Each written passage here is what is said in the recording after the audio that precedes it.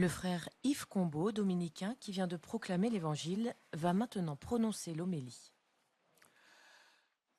Venez à l'écart, dit Jésus, venez à l'écart dans un endroit désert et reposez-vous un peu. Il dit cela aux disciples qui reviennent de mission et qui, en effet, peuvent vouloir se reposer, les routes de la Terre Sainte étant, comme chacun sait, passablement torrides et poussiéreuses. Et donc, quoi de mieux que le merveilleux décor du plateau d'Assy, de la chaîne des Fils, du Val-Montjoie, du massif du Mont-Blanc. Enfin, croyez-moi sur parole, parce que le temps qu'il fait aujourd'hui, ça sera quoi de mieux que le merveilleux décor de Brouillas. Mais enfin, quoi de mieux que cette montagne splendide? Quoi de mieux que ce beau replat verdoyant, perché entre l'agitation de la vallée de l'Arve et les augustes crêtes du désert de Platée? Quoi de mieux, me suis-je dit, pour chanter les joies d'un repos bien mérité? J'allais donc prêcher aussi joliment que je le pourrais sur les sapins, les pâtures, les vaches, les myrtilles et l'air pur des sommets, quand la fin de l'Évangile a brutalement arrêté mon élan vacancier. Saisi de compassion, Jésus, rattrapé par la foule, décida de ne pas écouter sa fatigue et se remit à prêcher. Jésus aurait pu invoquer son droit au repos. Il aurait pu dire qu'on lui en demandait trop, que cette façon de courir après lui était du harcèlement, mais non.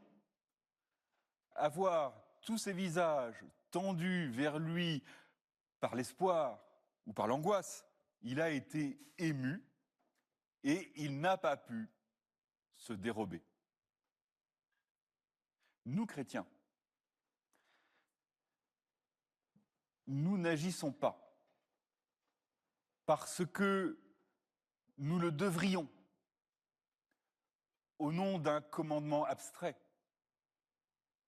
Nous n'agissons pas, nous ne parlons pas pour transmettre quelques patrimoines, quelques trésors accumulés de science et de foi.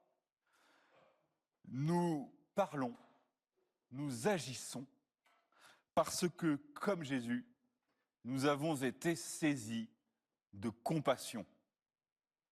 De compassion pour une personne, pour un drame, pour une misère, pour une faiblesse, saisis de compassion par des visages bien concrets. J'ai été assez longuement aumônier de jeunes.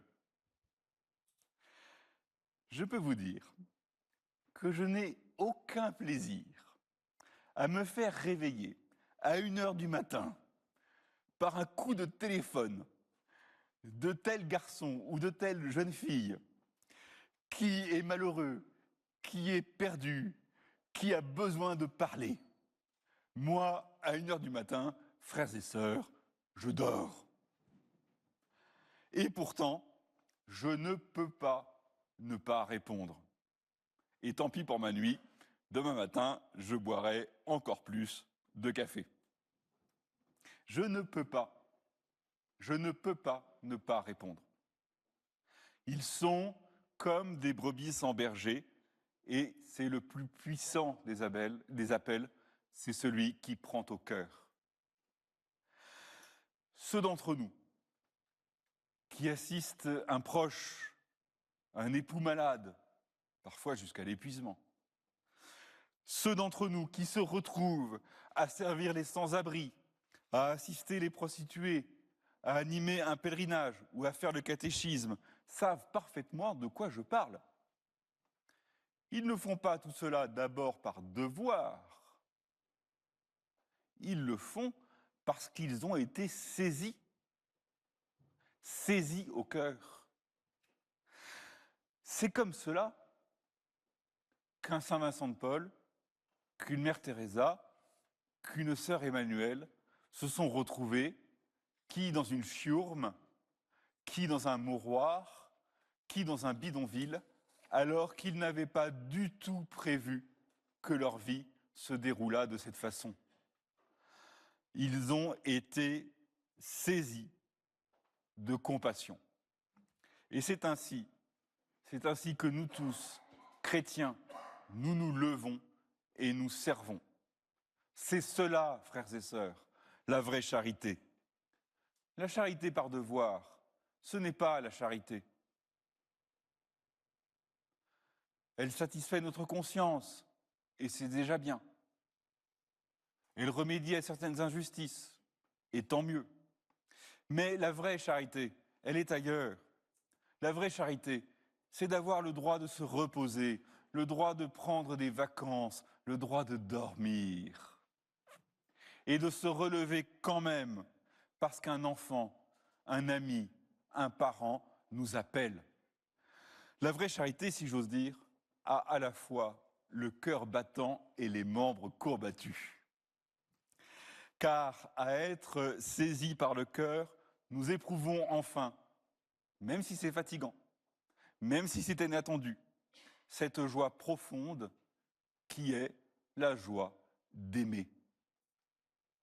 Et c'est sans mal que nous répondons de tout cœur, oui.